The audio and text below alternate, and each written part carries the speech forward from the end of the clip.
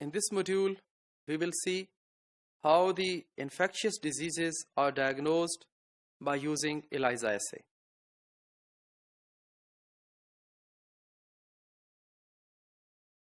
In routine diagnostic labs, pathogens are identified through a traditional method that involves the isolation of microbe and then subsequent identification based on morphological and biochemical tests. ये जो traditional तरीका है ये काफ़ी tedious और time consuming है. उसकी reason ये है कि कुछ माइक्रोब्स जो है वो आसानी से ग्रो नहीं हो सकते लैब में. उनकी ग्रोथ के लिए कुछ स्पेशल रिक्वायरमेंट्स हैं और कुछ जो पैथोजन है वो बिल्कुल वो ग्रो नहीं होते आसानी से. तो इस तरह जो वो ट्रेडिशनल तरीका है उसकी बेस पे आइडेंटिफिकेशन बहुत मुश्किल है.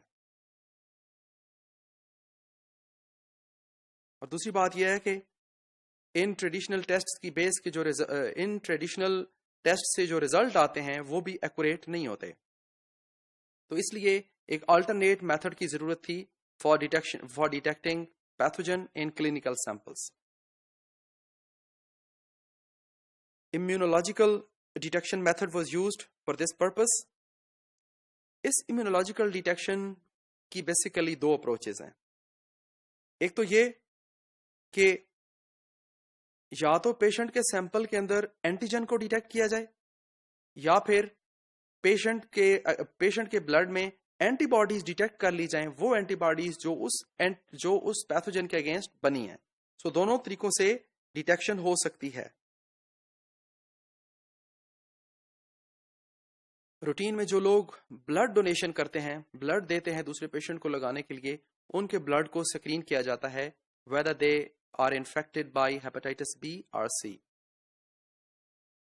तो इस मकसद के लिए ELISA बेस्ड डिटेक्शन की जाती है हेपेटाइटिस बी एंड सी की. हेपेटाइटिस बी की डिटेक्शन के लिए दोनों तरीके इस्तेमाल होते हैं, दोनों अप्रोचेस इस्तेमाल होती हैं. या तो पेशेंट के सैंपल के अंदर हेपेटाइटिस बी का सरफेस एंटीजन डिटेक्ट किया जाता है या फिर उस पेशेंट के अंदर एंटीबॉडीज डिटेक्ट की जाती हैं अगेंस्ट हेपेटाइटिस बी. और हेपेटाइटिस सी के लिए सिर्फ एंटीबॉडी बेस्ड मेथड इस्तेमाल किया जाता है, यानी पेशेंट के सैंपल में एंटीबॉडीज को डिटेक्ट करके हेपेटाइटिस सी की डायग्नोसिस की जाती है. We see how this assay works. पहला जो लेफ्ट साइड पे है पैनल ए में, that is a sandwich ELISA for hepatitis B surface antigen in blood. A ELISA plate is coated with anti-hepatitis B monoclonal antibodies, the green one.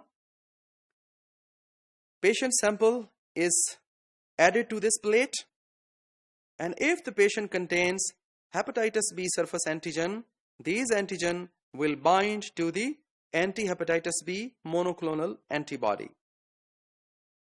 To detect whether the antigen and antibody have interacted, we add a secondary antibody that is labeled with an enzyme.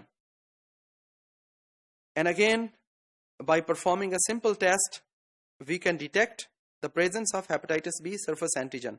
इस enzyme का substrate डाला जाएगा और अगर वहां पे colour change आता है, it means the test is positive. The patient contains the hepatitis B antigen.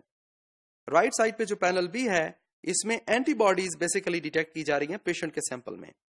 इसमें क्या करते हैं, इसमें जो प्लेट है that is coated with hepatitis B surface antigen और पेशेंट का सैंपल इस पे डाला जाता है.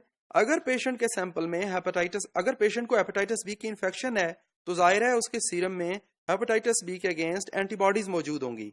वो एंटीबॉडीज हेपेटाइटिस बी एंटीजन के साथ रिएक्ट करेंगी and antigen antibody complex will be formed. We detect this complex by adding another antibody that is again labeled with an enzyme.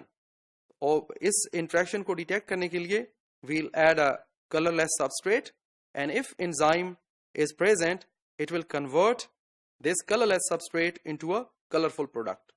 और इस तरह से दोनों तरीकों से हम हेपेटाइटिस बी की डिटेक्शन कर सकते हैं. या पेशेंट का एंटीजन डिटेक्ट कर लें या वायरस का एंटीजन डिटेक्ट कर लें या पेशेंट के ब्लड में एंटीबॉडीज डिटेक्ट कर लें. दोनों तरह से ये डिटेक्शन पॉसिबल है.